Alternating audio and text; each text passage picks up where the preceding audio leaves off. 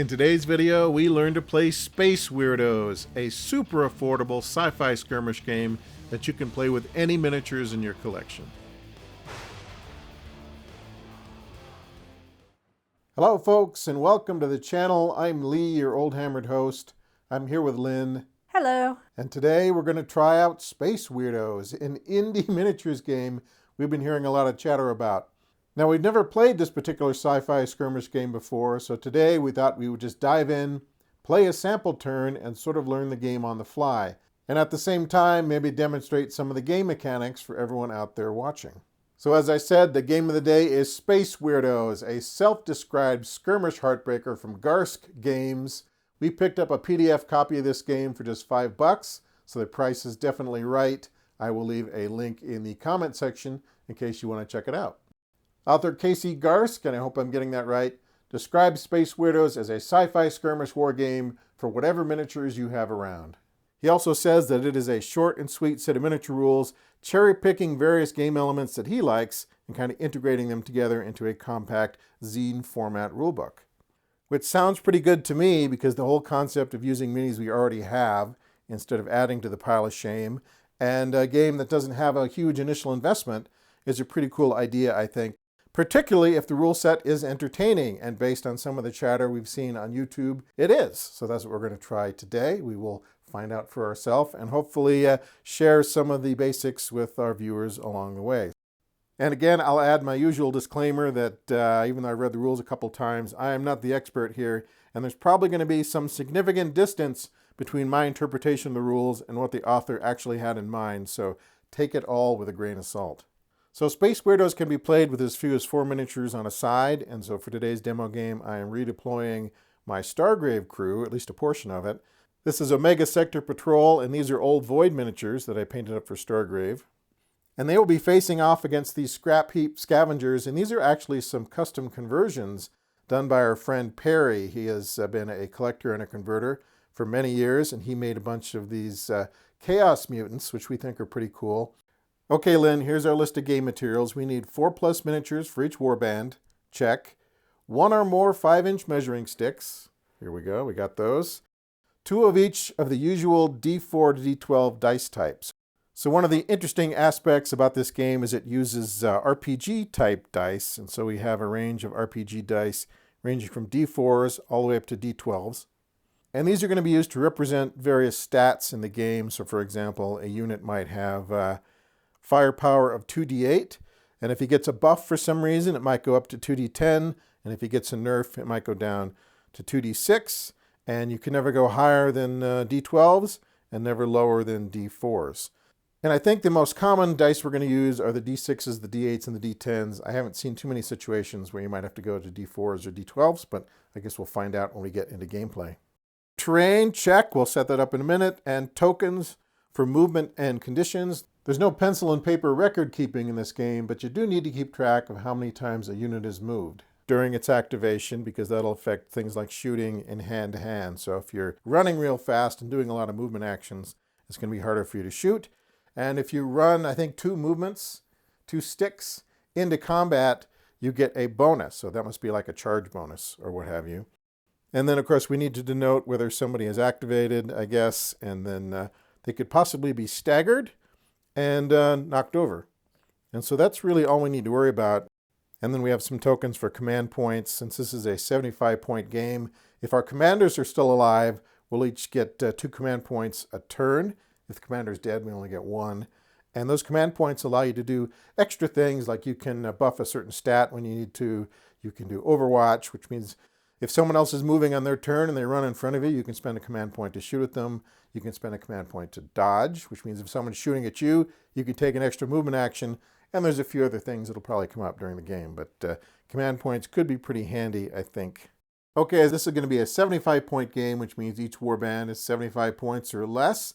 And that is a smaller game of Space Weirdos, so that is more of a 2x2 board type game. If you went up to 125 points, that's more of a 3x3 board game. Each of our Space Weirdos has certain stats, and those are speed, defense, firepower, which is shooting, prowess, which is hand-to-hand, and willpower, which is mental strength and bravery. So each team has a leader, and they are usually the most expensive unit. The most you can spend on any unit is 25 points.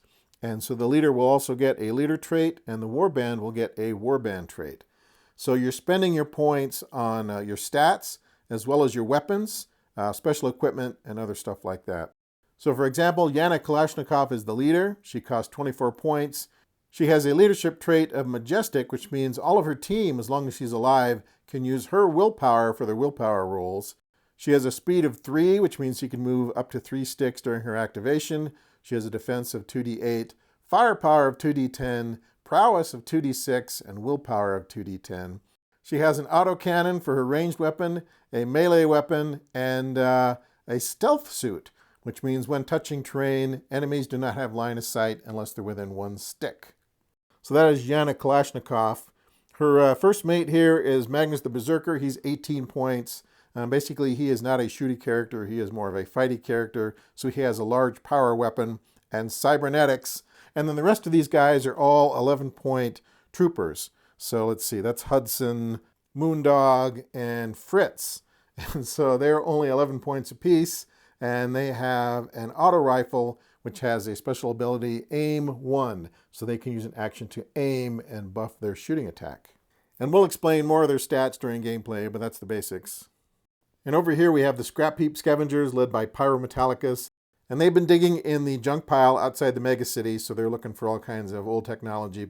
But as mutants, their warband trait is claws, teeth, whip tails, things like that, all cost 1 point less. So those crab claws and toothed hands and other appendages that have sprouted during their tenure in the junk pile, those are all 1 point less than if a normal person had bought them. And so we have Pyrometallicus, he's the leader here, and he has a monstrous trait. And I'll have to look up exactly what that is, but I think if a non-leader is trying to charge him, they may need to take a willpower roll because he's kind of scary. So Pyrometallicus is a 25-point leader. He has a flamer, he has a power weapon, and he's cybernetic. His second in command here is Skinner. So he has an auto pistol and horrible claws and teeth, which are represented by his knives there. He's backed up by Mr. Claw. That's the guy with the crab claw there. Mr. Claw is 18 points. He has a shotgun, which is more of a short-range weapon, horrible claws and teeth, and that's about it.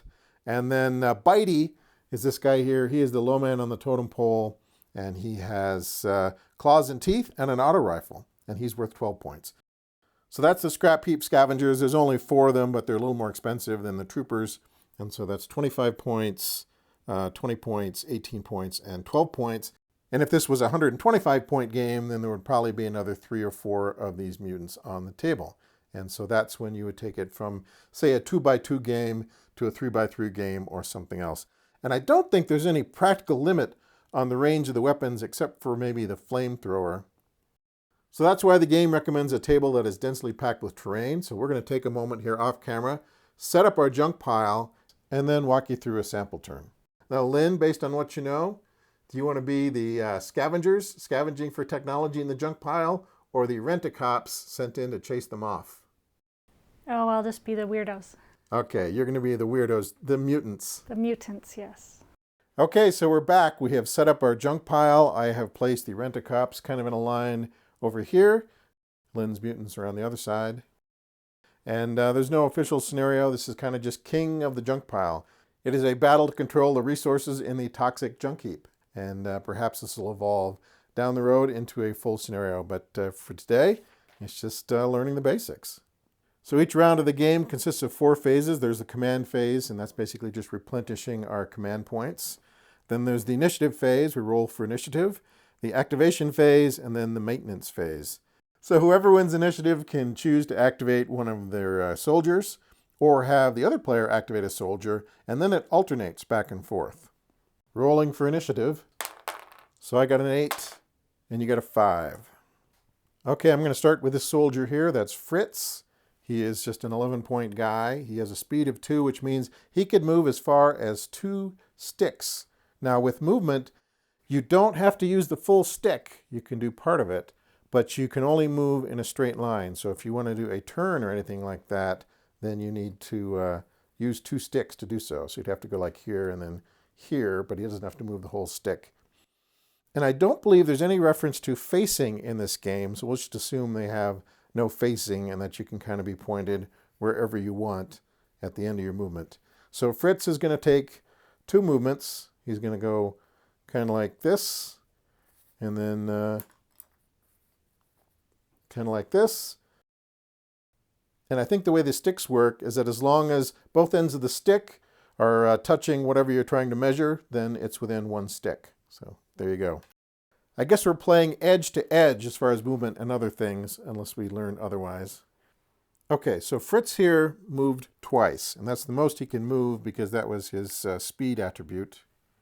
So he moved twice. But he has another action. So every character, every member of a Space Weirdo unit here has 3 actions. And with those actions, they can do things like move, aim, shoot, fight, disengage, which I believe is a 2-action activation. Psychic power, recover, stand, and use item. I think that's also 2 actions to use an item. So Fritz has moved twice. He could now try to shoot. And so he has some targets like Skinner is over here, and he's kind of in sight. But Skinner could use a command point in Overwatch if he wanted to. He could shoot Fritz as soon as Fritz got into view. Now he's touching terrain, so does that count as cover or no? So here's Skinner over here by the porta potty, and here's Fritz way over here. Now Lynn had asked, because Skinner is touching terrain, does he get cover? And in some games you would. But in this game, you kind of get down to the level of the miniature and look to see if anything is covered up by cover. I would say that Skinner doesn't really get any cover right here. I don't see him being covered by anything unless you think otherwise. Nope, that's why I was asking. So Skinner has an auto pistol, so he could shoot Fritz, but it'd be at -1 die type. So he'd be rolling at a d6. I'd rather save my command point for something a little more juicy. Okay. So Skinner sees Fritz coming around the corner. He could try to shoot him using a command point, but he's not going to. And so instead, Fritz is going to use his 3rd action during his activation and shoot at Skinner. So Fritz has moved twice. He has essentially 2 movement tokens because he moved 2 sticks. So that means he's firing with -1 die type. So normally he shoots with 2d8. Now he's going to fire with 2d6 because he moved 2 sticks. And you are defending. What's Skinner defending with? 2d8. Skinner is defending with 2d8. All right, see what happens. So Fritz got a 6. Skinner got an 8. So that is a miss. So if Fritz had gotten greater than Skinner's defense roll, he would have hit and then rolled on the under fire table, which is essentially the wound chart. If he'd gotten double the defense roll, he would have rolled with a +1, and triple the defense roll, he would have rolled with a +2. But he didn't hit at all, so that is Fritz's activation. So auto rifle fire perforates the porta potty next to Skinner, and now Skinner is going to move on his activation. And he has 3 movements. He's got 3 movements. So Skinner is moving a zigzag path away from the porta potty and behind the junk pile. So Skinner is hiding behind this junk pile. Now, if this was a game with objectives, we could hide an objective in the junk piles and have our people kind of running around trying to find what treasures are in the stash of trash. Okay, so now it's my activation again, and I have a trooper right here. I believe this is Moondog. So Moondog is going to move up this way, and he's going to be overwatched by Skinner. All right, so Lynn is spending a command point, one of her 2 command points this turn, to have Skinner overwatch. So the way Overwatch works is if an enemy model makes a move action, and I have, and at any point during that move action, if Skinner gets line of sight on this model, he can choose to spend a command point and Overwatch. Now, he could have chosen to use Overwatch sooner in an earlier point of the movement, but because he's more of a hand-to-hand guy and he has a short-range auto pistol, it may be beneficial to let Moondog get as close as possible. So Moondog has moved in, and Skinner's going to shoot him with his auto pistol. So Skinner is shooting with 2d8, and Moondog is defending with 2d8.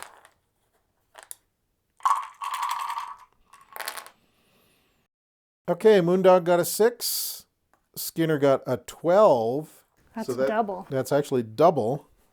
So Skinner hit, and he got twice Moondog's defense when he rolled. And so he rolls on the under fire table, which is essentially the wound chart, and he adds +1.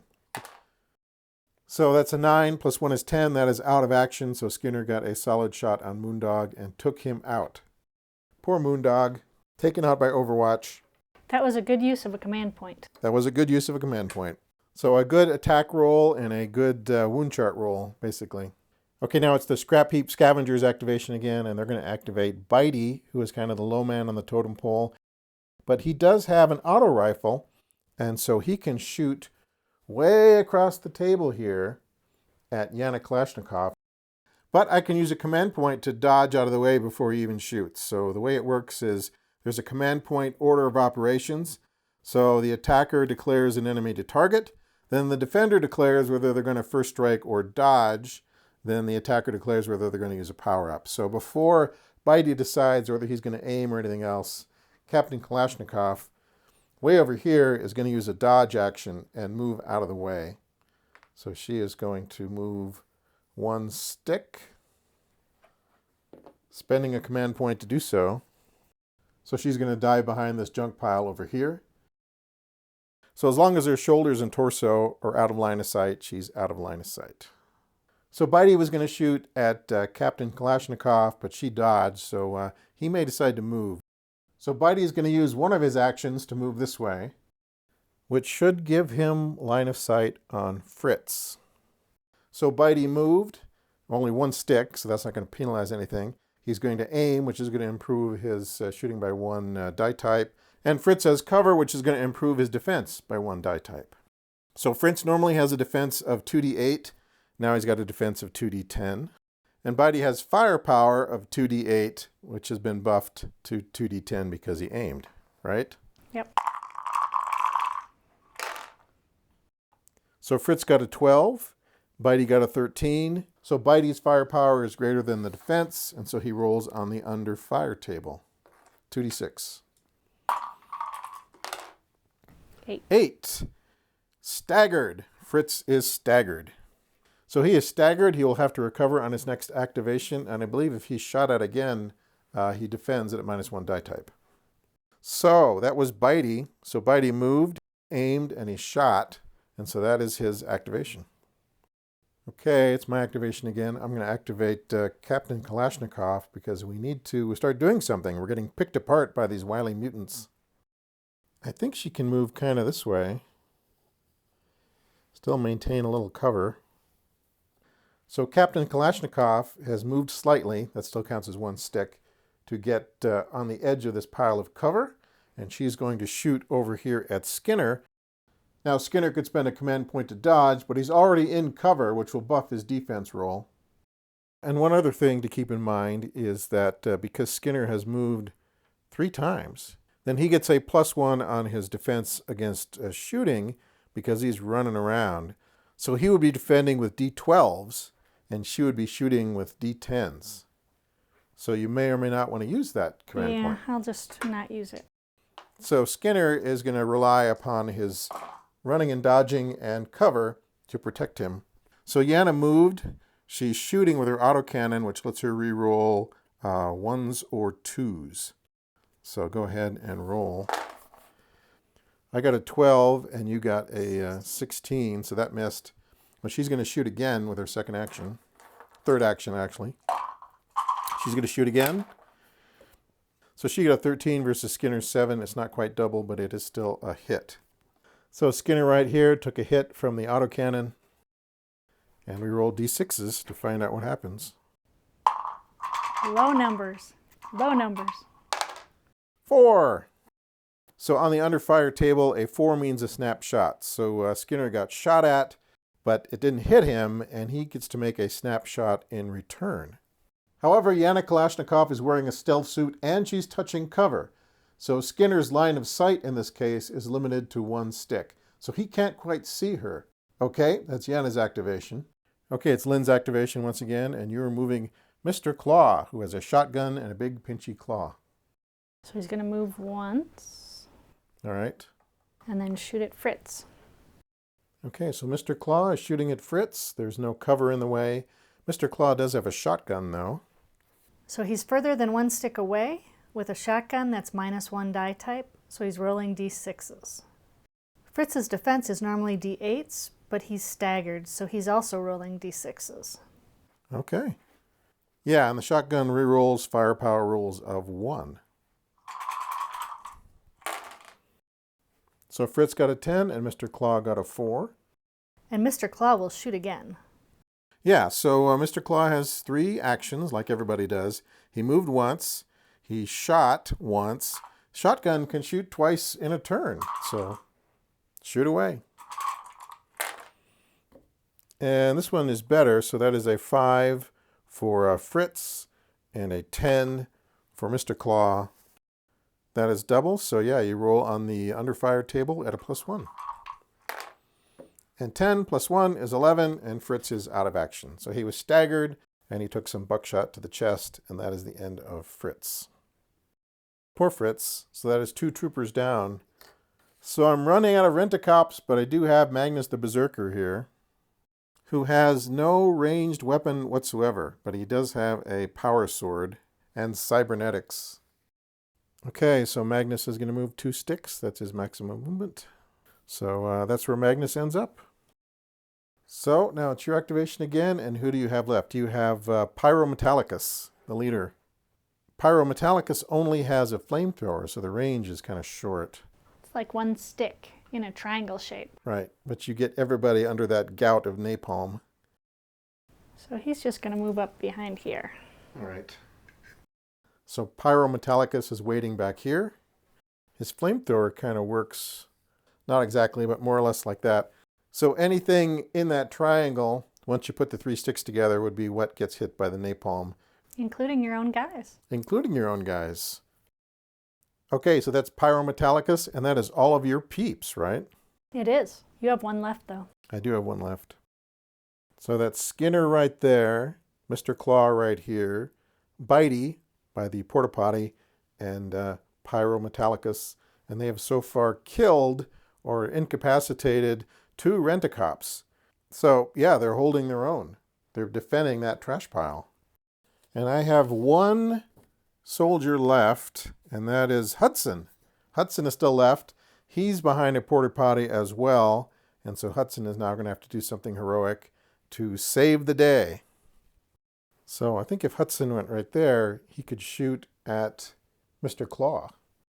Okay, so Hudson is going to move 2 sticks, but he's been informed that Bitey is going to shoot him once he gets to a certain point on the stick.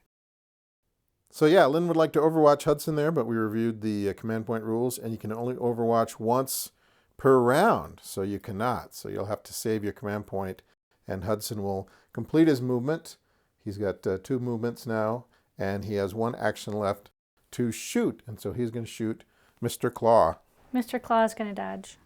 So Hudson was going to shoot at Mr. Claw. Mr. Claw moved out of the way. He dodged using a command point.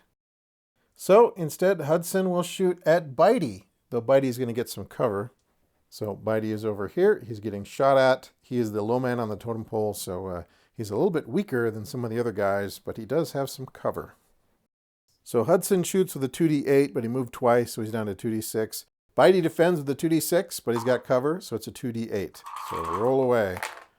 And Hudson got an 8, and Bitey got a 10, so that is a miss. So that is the final activation of the activation phase. Now we go to the maintenance phase.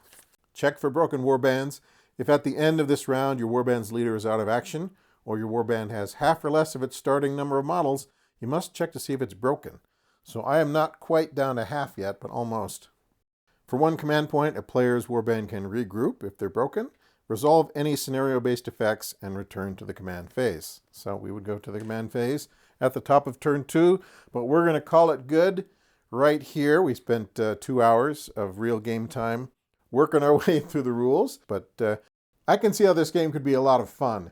The mechanics seem streamlined and easy to learn, while at the same time giving players a lot of different options for influencing gameplay. There's a lot of really cool scenarios you could do with this one. Yeah, I'm already imagining different scenarios like maybe colonial troopers versus aliens, or some sort of Star Wars type scenario, or space Templars versus the forces of chaos, and just see how we take some common wargaming type characters from different systems and apply them to this rule set. And It's nice when you have a rule set you can kind of read in about 20 minutes. Now, we had to go back and refer to some things as we worked through it. But once you do that a couple of times, then it becomes kind of intuitive. And mostly it's just moving the die type up or down. If you got cover, that improves your defense. If you move twice, now you're going to get a nerf on your shooting and stuff like that. Now, we didn't get into hand-to-hand combat in this demo turn, but basically there's things like if you move twice, you get a bonus on your hand-to-hand because essentially you're charging in. You can use a command point to strike first in hand-to-hand. You can use a couple of actions to disengage from hand-to-hand. So even though it's not that complicated, there's some interesting elements to that. All right, folks, that is our demo turn of Space Weirdos. We hope you got something out of that. And again, take it with a grain of salt because we probably got a bunch of things wrong. But I'm actually quite encouraged by our first turn here, so I'm looking forward to digging into Space Weirdos a little bit more and playing some other games here in the near future. But until then, as always, thanks very much for stopping by, guys. We really appreciate it, and we'll see you soon. See you soon.